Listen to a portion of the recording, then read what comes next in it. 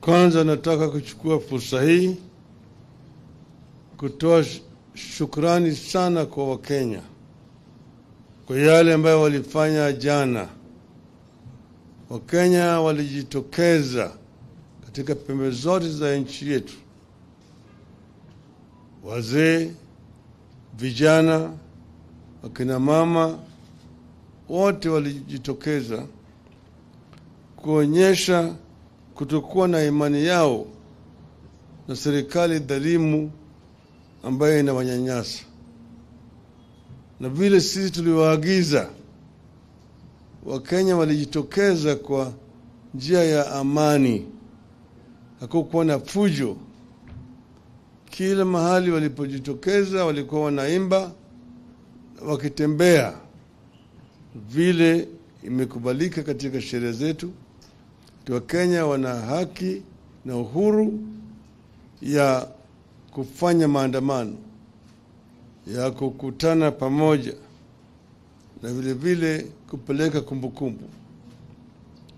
Lakini tunasikitisha sana na vitendo ya serikali hii kupitia kwa polisi yao.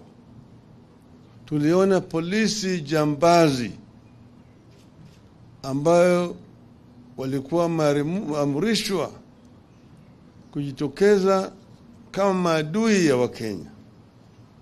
Wakaanza kupigana na Wakenya kwa njia ya kijambazi.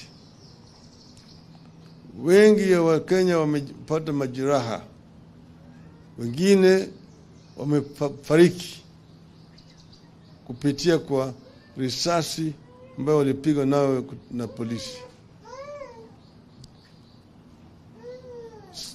Sisi tulikuwa tumeitisha mkutano Kamkunji.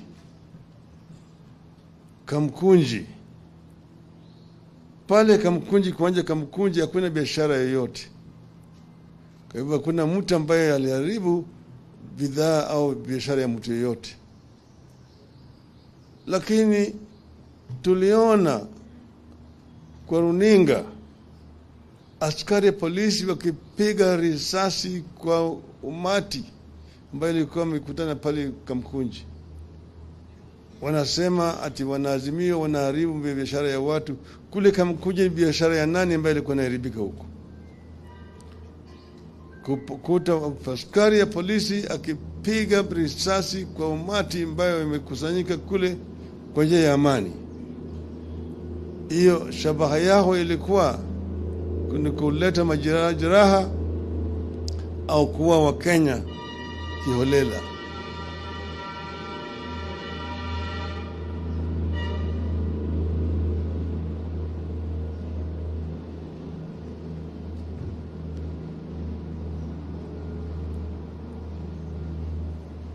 Kule upande wa Machakos, Wakenya wengi walipigwa na polisi, wengine wamefariki, wengine wamelazwa hospitali huko Machakos, wengine hapo Mlolongo kapigwa.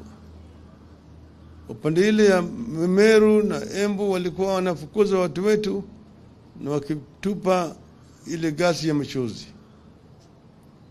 Upande ya Busia, Mheshimiwa Paranya alipigwa na mawe na majambazi wengine ambao walikuwa wamekodishwa na serikali. Kule upande wa Sondu,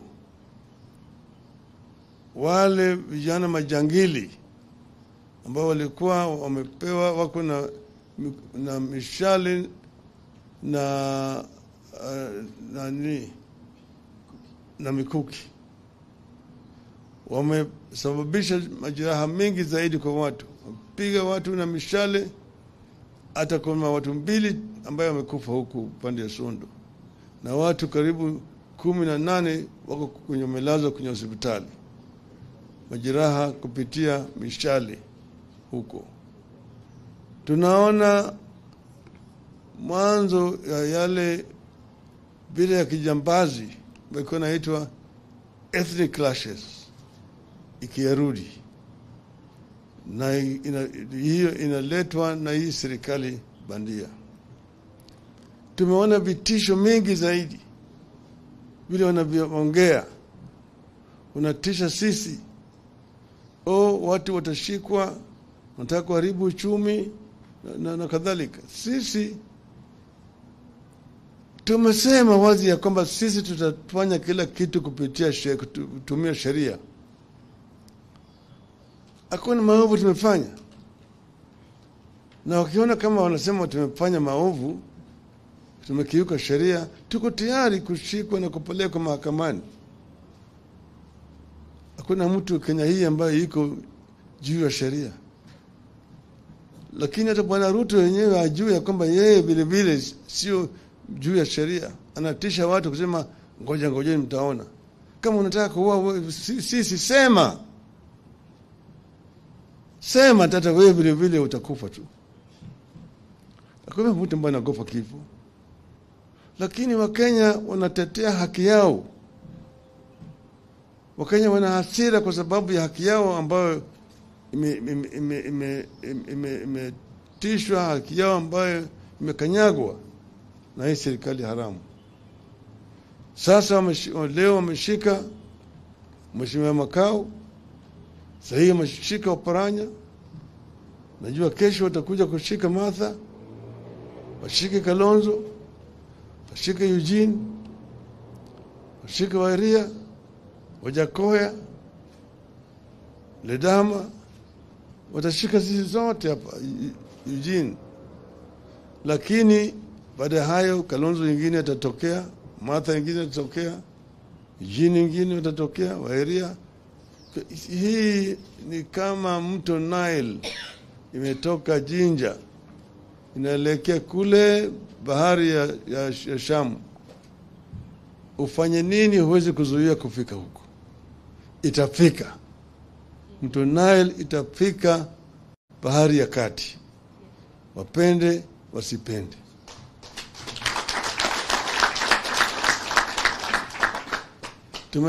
Tumetangaza siku 5 ya maombolezi kwa wale watu wetu ambao wamekufa na wale ambao wamepata majeraha.